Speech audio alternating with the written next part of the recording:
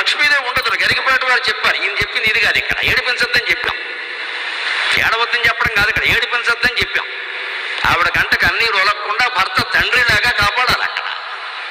అప్పుడు ఆవిడ సుఖంగా ఉంటుంది. కొట్టేసి చెదకొట్టేసి పైగా ఏడిస్తే చంపుతా అంటే ఏం చేస్తారు? ఇక్కడ అన్న మాటలన్నీ అనేసి అనకూడదు అని ఏడవద్దంటే ఏడిచే హక్కు కూడా లేదా? సంసారం ఇలా ఉండాలంటే ఇలా చూడాలి, అలా ఆవిడ ఉండాలి. ప్రతిదానికి గయ్యాళ్ళ ఆవిడ రెచ్చిపోకూడదు. చేస్తోంది కదా అని బానిసలా భావించకూడదు. స్నేహితుడు అంటే భార్యే, నీ స్నేహితుడు అంటే భర్తే. అతిలో ఒక రహస్యాలు ఏమైనా ఉంటే అక్కడే చెప్పాలి, బయట అరుగు మీ కూర్చొని మాట్లాడద్దు. ప్రపంచంలో ఎవరికి చెప్పుకోలేని రహస్యాలు కూడా భార్యకి చెప్పుకోగలవండి. ఆవిడ అర్థం చేసుకుంటుంది. భర్త బలాన్ని కాదమ్మా, బలహీనతని కూడా అర్థం చేసుకోవడమే భార్య లక్షణం. భర్తేనా అంతే. భార్య కిందకి ఒంగులు ఏదైనా ఒక వస్తువు తీయలేదు అంటే అక్కడ భర్త ఉంటే వెంటనే నువ్వు ఎందుకు ఒంగుతున్నావు అని దగ్గరికి వచ్చి ఆయన తీసి ఇవ్వాలండి. అప్పుడు ఆ భార్య జీవితాంతం రుణపడి ఉంటుందండి. అనుమానం వల్ల స్త్రీలు ఆశించే ప్రేమ అది. చిన్న ఉపకారం, చిన్నది. అప్పుడు ఆయన ఏదైనా కాస్త నేను చూస్తా ఆ పని, నేను ఇప్పుడు ఎందుకంత వంగి ఊడుస్తావు, రేపు చూసుకోవచ్చు, ఒక పూట పని మనిషి రాకపోతే వెంటనే చేసి ఇయ్యాలా అని మాట్లాడేవాళ్ళు వెంటనే మా ఆయన బంగారు కొండ, అసలు నన్ను ఏ పని చేయనివ్వరు అని ఆవిడ చేస్తుంది. ఈ మాట అండి, మాట సాయం. మనమే చూపులు పట్టుకోగల, మనమే ఊడగల. అసలు ఆ మాటకు పొంగిపోతారు, అల్ప సంతోషం.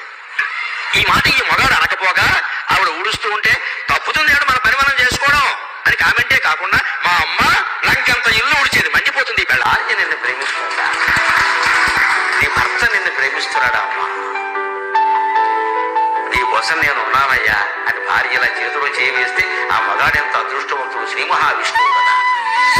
నీకేమిటి భయం నేనుండగా అని భుజం మీద, భార్య భుజం మీద చేయవేస్తే ఆ స్త్రీ లక్ష్మీదేవి కదా. సంసారం అలా ఉందా లేదో చూసుకోవాలి కానీ ప్రేమించడం కాదు, ఆవిడ ఆస్తిని ప్రేమించడం కాదు, ఆవిడ ఉద్యోగాన్ని ప్రేమించడం కాదు, ఆవిడ అందాన్ని ప్రేమించడం కాదు, ఆవిడ బలహీనతను కూడా ప్రేమించడమే భార్యని ప్రేమించడం. నేను లేవలేకపోతున్నానంటే భర్త దగ్గరుండి లేవదీయాలి. నేను మెట్లు ఎక్కలేకపోతున్నానంటే భర్త చేయట్టుకుని ఎక్కించాలి. నాకు నడవడం కష్టంగా ఉందంటే వీల్ చైర్లో తీసుకెళ్ళాలి. భార్యకి ఏ స్థితి వచ్చినా అంతే. నేను ఈ పూట చేయలేకపోతున్నాను, నేను చేస్తాను కదా, ఎవరైతే ఒకటి కూర్చో కాసేపు నేను చేస్తాను అని. అందుకే సంసారంలో సరస భాషణ ముఖ్యం. నవ్వుతూ ఉండాలి, నవ్విస్తూ ఉండాలి. ముచ్చు మోహం వేసుకుని మొగాడు, పిచ్చి మోహం వేసుకుని ఆడదే కూర్చున్నాక పిల్లలు ఏమవుతారు. మాట కూడా అంతే గొప్పది. మాట తప్పకూడదు. చాలా మంది తప్పుతారు. ఏదో 100 అంటాం, అన్ని నడుస్తే నడవాలి. ఎందుకన్నావు మాట? ఆవిడ ఒబ్బడం కోసం ఏదో పొగిడేసేసి ఏదో చెప్పేసేసి తర్వాత ఎగ్గొట్టేస్తే మంచి మాటలు కూడా నమ్మరు, నిజాలు కూడా నమ్మరు. మనిషి మీద నమ్మకం పోతుంది. ఆయన మాట తప్పడం అంటే వాళ్ళకి ఎంత ధైర్యంగా ఉంటుందంటే ఎప్పుడైనా కాస్త ఆపద వచ్చినప్పుడు ఈయన ఏదో కాస్త మొత్తం మీద కవ్వించో నవ్వించో ఓ మాట పుచ్చుకుంటే వాగ్దానం మయా కట్టుబడి ఉంటాడు. అది ఉందిగా లక్షణం, కట్టుబడే లక్షణం. కూడా అంతే గొప్పది. మాట తప్పకూడదు. చాలా మంది తప్పుతారు. ఏదో 100 అంటాం, అన్ని నడుస్తే నడవాలి. ఎందుకన్నావు మాట? ఆవిడ ఒబ్బడం కోసం ఏదో పొగిడేసేసి ఏదో చెప్పేసేసి తర్వాత ఎగ్గొట్టేస్తే మంచి మాటలు కూడా నమ్మరు, నిజాలు కూడా నమ్మరు. మనిషి మీద నమ్మకం పోతుంది. ఆయన మాట తప్పడం అంటే వాళ్ళకి ఎంత ధైర్యంగా ఉంటుందంటే ఎప్పుడైనా కాస్త ఆపద వచ్చినప్పుడు ఈయన ఏదో కాస్త మొత్తం మీద కవ్వించో నవ్వించో ఓ మాట పుచ్చుకుంటే వాగ్దానం మయా కట్టుబడి ఉంటాడు. అది ఉందిగా లక్షణం, కట్టుబడే లక్షణం. అది కానీ కాస్త ఏదో కవ్వించి నవ్వించి సరసంగా ఏదో చేసి మొత్తం మీద ఓ మాట పుచ్చుకుంటే చాలు, తర్వాత విషయం చూసుకోవచ్చు. ఆ ధైర్యం వారికి ఉండాల్సిందే. ఇదే లక్షణం. పరుల యందు తోడు, పట్టుదలకు పోడు, రక్షణమున హరుడు, రాత్రి మరుడు, మనసు నిరుగువాడు, మాట తప్పనివాడు, అయిన రమణి భాగ్యలక్ష్మి. ఆవిడ అదృష్టం అంటే. మంచి భర్త, మంచి భార్య. అహంకారం 2 డిఫరెంట్ థింగ్స్. మనకంటే పెద్దోడితో ఫైట్ చేయవచ్చు కోపంగా, మనతో తప్పు మాట్లాడినోడితో ఫైట్ చేయవచ్చు కోపంగా. సో కోపం ఉండవచ్చు మనిషికి. అహంకారం ఏం తెలుసా, మనకంటే చిన్న వాళ్ళతో మన కింద పనిచేసే వాళ్ళతో, మనల్ని ఏం చేయలేని వాళ్ళతో కొట్లాడతాం చూసినా, అది అహంకారం. స్త్రీ ప్రేమను జయిస్తే, నన్ను అడిగితే స్త్రీ ప్రేమను పొందగలిగితే ప్రపంచం అంతా మనకి వశమైనట్టే, వేరే ఏమీ లేదు ఇక్కడ. ఆ ప్రేమను సహజంగా పొందగలగాలి. మొగుడంటే పడి చచ్చిపోయేలాగా ఉండాలి మొగుడి ప్రవర్తన.